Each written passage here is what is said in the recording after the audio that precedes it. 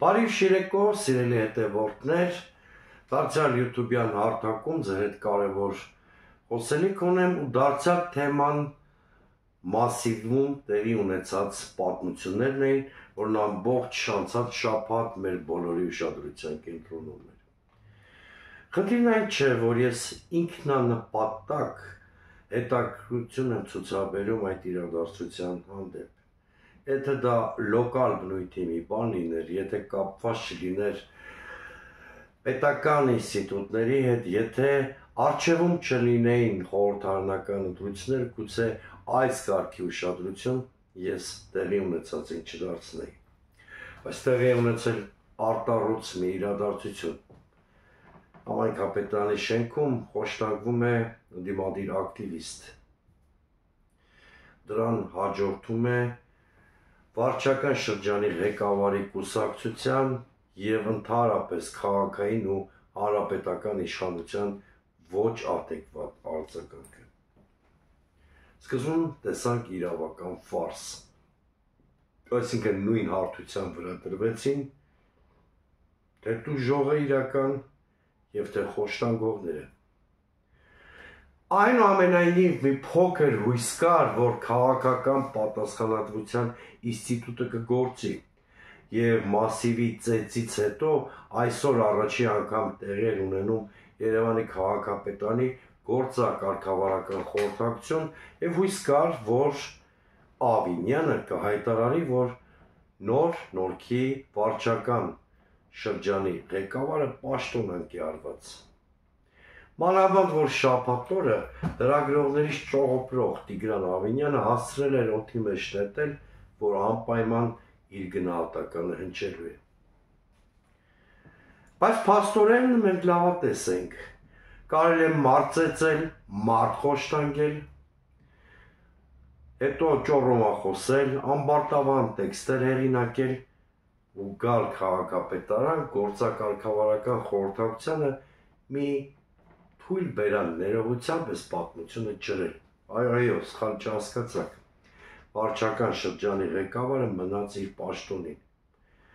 Ավինյանը նրանից մի ներողություն կորսեց, մի ներողություն էլ երևի մեկ այլ վարչական շրջանի ղեկավարից կորզեց, որը շանտաժ էր արելու, այս պատմությունը համարեցին փակված։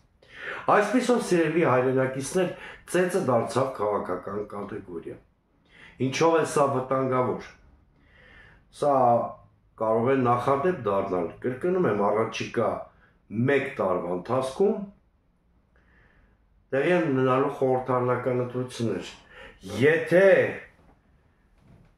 Տիգրան Տեր-Մարգարյանը պաշտոնանկ չարվեց, դա կնշանակի, որ իշխանությանը պետք է յուրայիններին գոտե պնդել, այսինքն նրանց ցույց տալ, որ նրանց ապօրինությունները կարող են խրախուսվել, եթե դա արվում է իշխանությունը վերարտադրելու նպատակով, և միով բանիվ այդպիսով կարելի է վախեցնել ընդդիմադիրներին։ Այ հասկացնել, որ ավել պակաս խոսեց, Արթուր Չախոյանի ճակատագրին կարժանանա։ Պարզվեց նաև, որ Հայաստան օրենքի երկիր չի, այսինքն մի առանց վախենալու ասեմ խուժանք կա իշխանության փաթեթավորմամբ, որի ներկայացուցիչները օրենքից վեր են։ Նրանց կարելի է թքել, մնալ անպատիժ, հիշեցնեմ այդպիսի վարք ցուցաբերել է ազգային ժողովի նախագահ, կարելի է մարդ խոշտանգել և մնալ անպատիժ, ինչպես օրինակ Տիգրան Տեր-Մարգարյանը։ Ընդհանրապես կարող է լրագրողին, կարելի է ապտակել լրագրողին, հետո նախարարի պաշտոնը թողնել, բայց մի կարճ ժամանակ հետո դառնալ ազգային ժողովի փոխնախագահ, ինչպես եղավ Հակոբ Արշակյանի պարագայում։ Կարելի է լրագրողին ամենավերջին փողոցային մակարդակի արտահայտությամբ վիրավորել ու մնալ անպատիժ, ինչպես եղավ Անդրանիկ Քոչարյանի պարագայում։ Մյուս կողմից օրենքը ոչ համաչափ խստությամբ օգտագործվում են դիմադիրների դեմ։ Դրա համար ասում եմ, Հայաստան օրենքի երկիր չէ։ Իդեպ համաշխարհային պատմության մեջ նման իրավիճակ արդեն եղել է։ Երբ անցած դարի 20-ականներին մոտավորապես 100 տարի առաջ էլի մի լրագրող, էլի մի պատուհաս չքնաղ Իտալիայում եկավ իշխանության Մուսոլինին և նմանատիպ ավտոկրատ մի ռեժիմ հաստատեց, որ հետո համաշխարհային մակարդակով փորձանք դարձավ բոլորի գլխի։ Պարզվեց նաև, որ մենք Երևանի քաղաքապետ չունենք։ Տիգրան Ավինյանը Արամ Սարգսյանի և Նիկոլ Փաշինյանի կոալիցիայի պատանդն է։ Պատկերացրեք, այս պատմությունը ամենաշատը պիտի Ավինյանին ձեռնտու չլիներ, որովհետև ըստ էության նա բարոյապես և քաղաքական առումով ոչնչացվեց։ Այս դեպքում հանրապետության շանտաժը հանրապետություն կուսակցության աշխատեց։ Նրանք ասել են, այ փորձեք Տիգրան Տեր-Մարգարյանի պատժել, մենք բոլորս դուրս կգանք կոալիցիայից, ձեր քաղաքային կառավարումը կհայտնվի վտանգի տակ։ Նիկոլ Փաշինյանը այնպես է վախենում ընտրություններից, ինչպես ցուլը կարմիր լաթից, եւ որոշեց Տիգրան Ավինյանի փչացման գնով կոալիցիան պահպանել։ Վարկաբեկվեց այն էլ տոտալ առումով արևմտականությունը։ Պատկերացնում եք,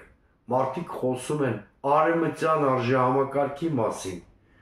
Ձիով, ոտքով, երկնքով, ցամաքով վազում են դեպի Եվրոպա, մեզ փրկելով խավարասեր Ռուսաստանից ու պարզվում է եվրոպական մեր ճանապարհը անցնում է ծեծով ու խոշտանգումներով։ Այսինքն այս մարդիկ բարիսկական իմաստով միզեցին արևմտյան արժեհամակարգի վրա։ Եվ վերջապես, սիրելի հայրենակիցներ, պիտի արձանագրեմ,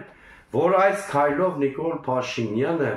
այսինքն ատամներով պահելով Խուժանին, երկրում հրահրում է քաղաքացիական բախումներ։ Որովհետև եթե սովորական քաղաքացին տեսնում է, որ որևէ պաշտոնյա ձեռքերին կարող է ազատություն տալ ու անպատիժ մնալ կամ ընդհանրապես ներողությամբ ջրել պատմությունը, ինքը մտածում է, որ նույն ձևով կարող է լուծել իր հարցերը։ Ասենք, որևէ քաղաքացի կարող է մտածել, որ հանուն ինքնիշխանության եւ հանուն ժողովրդավարության կարող է ապտակել ԿՊ-ի որևէ падգամավորի եւ նրան տեսնի փողոցում։ Հետո մի ներողություն չի, մի ներողություն կարող է խնդրել եւ պատմությունը ջրել։ Մյուս կողմից, երբ որ իրավապահ մարմինները այս աշճանի վարկաբեկվում են, այսինքն պարզա, որ նույն Տիգրան Տեր-Մարգարյանի ոչ մի քրեական հետապնդում էլ չի սպառնում, շուտով դրա մասին բոլորը կմոռանան, մարդիկ մտածում են իրենց հարցերը լուծեն բնույթներով, ասենք ոստիկանություն կամ քննչական մարմիններ դիմելու փոխարեն։ Սիրելի հայրենակիցներ, այս պատմությունը այնքան է գտնվելու իմ ուշադրության կենտրոնում, քանի դեռ քաղաքական հստակ գնահատական տեղի ունեցածին չի տրվել։ Ես անձնական որևէ խնդիր այս պատմության մեջ չեմ հետապնդում։ Բացարձակապես։ Հանրապետություն կուսակցության բազմաթիվ ներկայացուցիչների հետ ընդհանուր ճանապարհ ունեմ անցած, սուբյեկտիվորեն պիտի լռեի։ Արթուր Չախոյանին ընդհանրապես չեմ ճանաչում, հետևաբար ինչու պիտի այսքան խոսեի նրա խոշտանգման պատմությունից։ Բայց այս երկու սուբյեկտիվ գործոնները ինձ չեն հետաքրքրում։ Ես ապրում եմ Հայաստանում, աշխատում եմ Երևանում, գործում եմ քաղաքական միջավայրում։ Ես չեմ կարող թույլ տալ, որ բռունցքը, ծեծը, զորբայությունը փաթեթավորված արևմտականություն բառով տեղ ունենան Հայաստանում։ Նիկոլ Փաշինյանը ռեստավրացնում է հին համակարգը բոլորիս աչքի առաջ։ Այս ամեն ինչի պատասխանատուն, առաջի պատասխանատուն Նիկոլ Փաշինյանն է։ Մնացածը նրա ուսապարկերն են, սկսած Երևանի քաղաքապետից, վերջացրած կոալիցիոն հանրապետություն կուսակցությունով։ Ճանաչեք օրվա հերոսներին, մեկ տարի հետո ընտրություններ են,